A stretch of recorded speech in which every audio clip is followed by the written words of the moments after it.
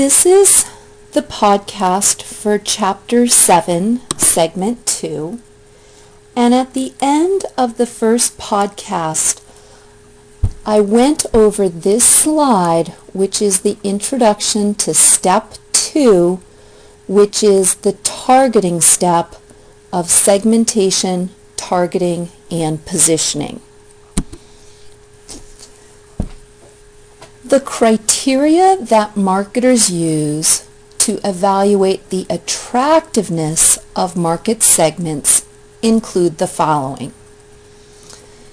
If the marketer has done a good job in Step 1, their market segments should have customers within segments who have similar product needs, and those segments are different from customers in other segments in terms of what they buy, why they buy, and how they buy. The second criteria to evaluate how attractive each market segment is based on the next two bullets. All other things being equal, marketers want to pursue segments that are large in size. Now, what does this mean? Let's think about the 80-20 rule. 80% of customers in a market spend only 20% in that category. So when marketers talk about large in size, they're talking about 20% of the customers who account for 80% of the volume in that segment. So they don't want the segment that has the greatest number of customers. They want the segment that has the greatest expenditures or purchases. If a marketer is going to segment markets, they have to be able to reach each segment with the different marketing communication strategy. For example, if you think of a car company like Subaru, their ads in a young male-oriented magazine like Wired will likely focus on their WRX, their fast car. Their ad in a parenting magazine may talk about the safety features of their all four-wheel drive. And if their car is advertised in a ski magazine, it's likely to emphasize the ability to get to ski areas with adequate space for all the gear, as well as good traction on snow. So if marketers are going to segment, they need to know that they can send different messages to those different segments in order to increase the responsiveness of those different segments to their message. The last criteria on this slide refers to the company's SWOT analysis. When the company did a SWOT analysis, essentially, the marketer should be able to think back to what its key strengths are and its key competitive advantage. And all other things being equal, the company should focus its effort on a segment where its strengths resonate with the customers in that segment. So, for example, if a car company like Ferrari decided that one of the largest growth segments in the car industry was going to be families who needed hauling capacity and safe traction, Ferrari's traditional strengths wouldn't do that.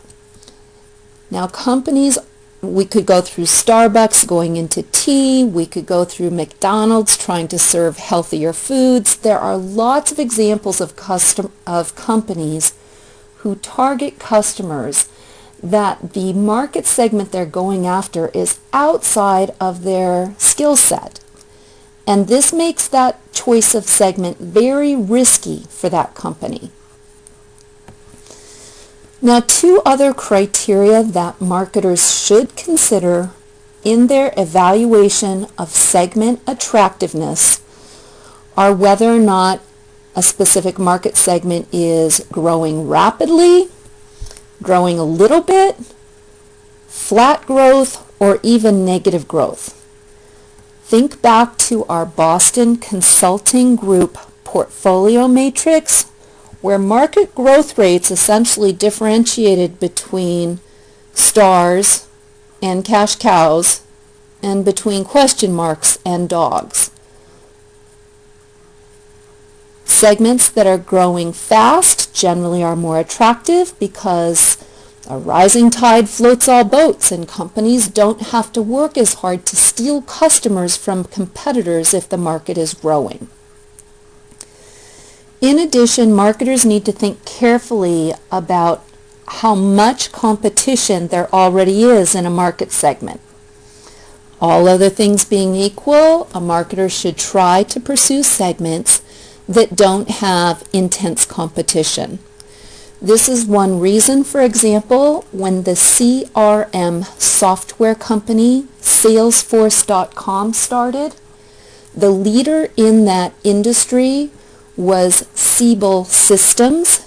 They went after large Fortune 500 companies, and Salesforce realized that in order to avoid that very intense, heavy competition where that company would work very hard to protect its turf, they went after small and medium-sized businesses, a segment that was not very attractive to Siebel. We will do an example in class where we apply all these criteria to evaluate various segments, and I'll tell you how marketers get the data to do this, because this is a data-driven step in the STP process. In podcast 1, I described how marketers develop a segment profile and why they do this. Profiles are descriptions, rich descriptions of a typical customer in the segment. And what we'll see when we use our PRISM database, the PRISM database has a very elaborate segment profile, and we'll use that as our example here. This helps marketers know how to craft their marketing communication strategy. If they're selling Yoplait yogurt, are they going to show a young 20-year-old outside, or are they going to show an older 50-year-old with her friends? Those lifestyle things, the type of house, the type of car, all of the background accoutrements in the ad are based on this rich segment profile. And those accoutrements tell the possible customer, this ad is speaking to you. It's one of the reasons Zima did not do so well in the market. After deciding to go after women, the marketing strategy for Zima featured male drinkers engaged in typical male humor, which oftentimes doesn't resonate with women. And so they really missed this step in their rollout. The third step in the targeting process, remember we're still in step 2 here, is to choose a specific targeting strategy. There are 4 targeting strategies, and I have these described with words on the next slides, so I'll go to those slides now. The first targeting strategy is called undifferentiated targeting, sometimes undifferentiated marketing, as you see on the picture, and sometimes it's called mass marketing. All of these words mean the same thing, and the definition essentially means the company markets to the total market without regard to segments within that total market. So essentially it's treating all customers in the market the same as a monolithic, mass, homogeneous market with no differences between customers. Situations where we tend to see undifferentiated marketing are when companies sell commodities. And the reason for this is that it's very difficult to differentiate commodities, such as raw materials that are mined or forested, or milk, for example. Now we do see some differentiation in food products lately based on the way that they're raised or cultivated in terms of organic. So that's a difference that we've started seeing recently in response to sociocultural trends. Another time marketers use undifferentiated marketing is if they are a nonprofit or if they're engaged in social marketing. And the reason for this is not so much that there aren't differences in the market, because certainly if we're doing a Don't Do Meth campaign, we might, target everybody in society with that, but certainly there are some people who need to hear the message more than others. And in this particular case, the reason that nonprofits tend to use undifferentiated marketing is either because they don't have a budget to treat segments differently, they don't have the staff on hand who understand how to do segmentation, or they don't have the data to actually make it viable. Mass marketing, in fact, is rarely seen, and it tends to be relatively ineffective. The example would be spam. Differentiated targeting or differentiated marketing essentially means out of a market segment in the picture here, where we have 2, 4, 6, 8 distinct segments, based on the criteria, the marketer has chosen to go after 3 segments. And these 3 segments are coded in blue on your slide. But really, differentiated marketing means treating each segment differently. So we would have different advertising strategies, perhaps the example that I gave was Subaru, for different customers, or we might actually have different products for different segments. Think back to the benefit-based segmentation where customers are looking for different benefits. So if I had written this book, I wouldn't put blue for each of those segments. I would put one segment as blue because it gets one marketing strategy, one segment yellow because it gets a different marketing strategy, and one segment red. So this company has picked 3 segments of the 8 to go after based on their attractiveness, and then develops a different marketing mix for each of them. Concentrated marketing is sometimes called niche marketing, where out of the 16 segments in this particular market, the company has chosen to focus on one because it's highly attractive. Oftentimes this is based on the company's capabilities and its high capability to meet the needs of a very unique group of customers. Finally, the last targeting strategy is customized marketing, where what you see on this picture is each dot or circle represents an individual customer. And again, each customer would actually get its own product. So all those dots should really be different colors to represent the fact that each customer is treated differently. The next slide shows that these custom marketing strategies are typically found in professional services, where, for example, an ad agency has to create unique campaigns for each client it serves.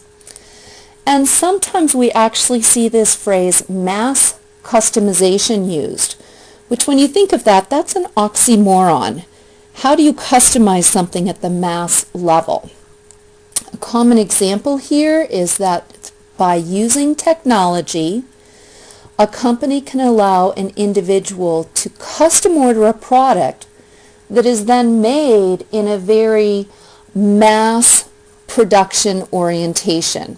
Dell computer would be an example of this, where customers can custom order the exact specifications they want for their computer. It's made in a factory on a production line and then shipped to the individual. With web ordering, we are seeing a lot of this mass customization in snowboards. Nike offers this for shoes, for example. And we're going to be seeing more mass customization even in apparel as companies are able to use 3D scans and images of bodies to actually create clothing that fits that individual person's shape or figure. So those are the 4 targeting strategies. And at the conclusion of this step, step 2, a company will say, based on the attractiveness of these market segments, I'm going to pursue these particular segments with, and then they say either a differentiated or a mass customized or a custom strategy, but that is the outcome of step 2. And then we go into step 3. I'm going to divide the podcast for step 3 into a separate podcast, and I will end step 2 here.